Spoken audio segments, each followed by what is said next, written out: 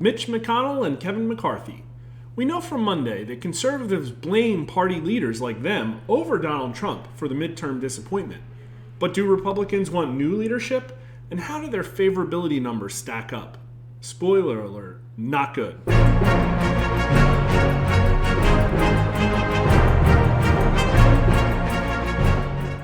First, I'd like to thank our wonderful sponsor, Paul Bedard, and his Washington Secrets. Since this is a publicly sponsored poll, you can get the crosstabs and the story at the link in the comments. Okay, here are Kevin McCarthy's numbers. 37% have a favorable opinion of him, but only 11% say very favorable. 46% say unfavorable, but 17% say not sure. And with a 26% very unfavorable number, he hasn't really attracted as much ire as some other highly political figures, though he hasn't attracted much support either. By party, he barely gets to a majority with Republican voters, at a 54%, and only 16% of Republicans have a very favorable opinion of him. Contrast that to the 40% very favorable number that Pelosi gets among Democrats, or get this, the 48% very favorable number that Trump just got last week among Republicans. McCarthy certainly suffers a little bit from Americans hate DC politicians-itis, but the truth remains, Republicans are pretty much tolerating Kevin McCarthy, with a combined nearly 70% of them having either a somewhat favorable, somewhat unfavorable, or not sure opinion about him. And he certainly isn't getting more love from Democrats and independents, perhaps something he should consider when the calls to reach across the aisle begin. Okay, now on to Mitch McConnell. These numbers are bad, like really bad. He's viewed by 28% of voters as at least somewhat favorable, and only 5% of those voters view him as very favorable. That's almost as low as voters' overall favorability of Congress, and Congress polls almost as bad as an STD. Here's a partial list of all the recent public figures Mitch McConnell polls worse than: Joe Biden, Kamala Harris, Ron DeSantis, Donald Trump, Kevin McCarthy, Anthony Fauci at his absolute bottom, and Chuck Schumer, and even Merrick Garland. He even took bottom spot from Nancy Pelosi, who was on the bottom when we compared them in the spring. Now, it is true that Pelosi has a somewhat higher very unfavorable number, but Mitch's total unfavorable number is way worse, with nearly 2/3 of voters holding at least a somewhat unfavorable opinion of him. But what about where it counts most? By party. Only 6% of Republicans have a very favorable opinion of Mitch McConnell, and his overall favorability with GOP voters is only slightly over 1/3. 57% have an unfavorable opinion of him. This is just ridiculously low. In fact, slightly more Republicans have a very favorable opinion of Nancy Pelosi than Mitch McConnell. And independents just absolutely hate him. Only 1% of independents have a very favorable opinion of Mitch McConnell. Let's compare Mitch McConnell's favorability to some key Republicans.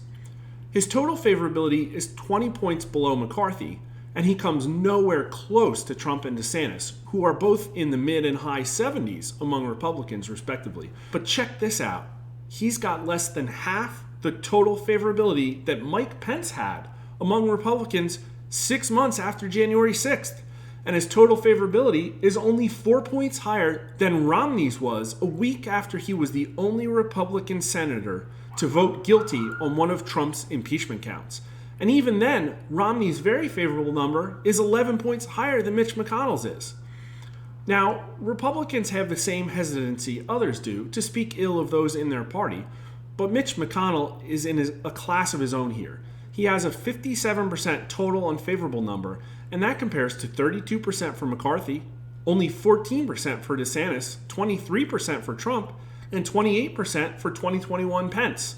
And he's beaten only by Romney at 64% the week after Romney voted for Trump impeachment. Combine that with the fact that by more than a 2-1 margin, Republicans blame Republican Party leadership for the 2022 red ripple, and a pretty clear story emerges. Okay, should Republicans keep Mitch McConnell as the leader of the Senate Republicans? Only 21% of voters say yes, and no wins by almost a 3-1 margin. But look at the Republican numbers. Only 27% of Republicans want to keep Mitch McConnell. And that's only 6 points more than Democrats. That's right, Republicans are only slightly more likely to want to keep Mitch McConnell as Republican Senate leader as Democrats. Among conservatives, the difference is even more stark, with 66% of conservatives wanting a new leader and only 20% of them wanting to stick with Mitch.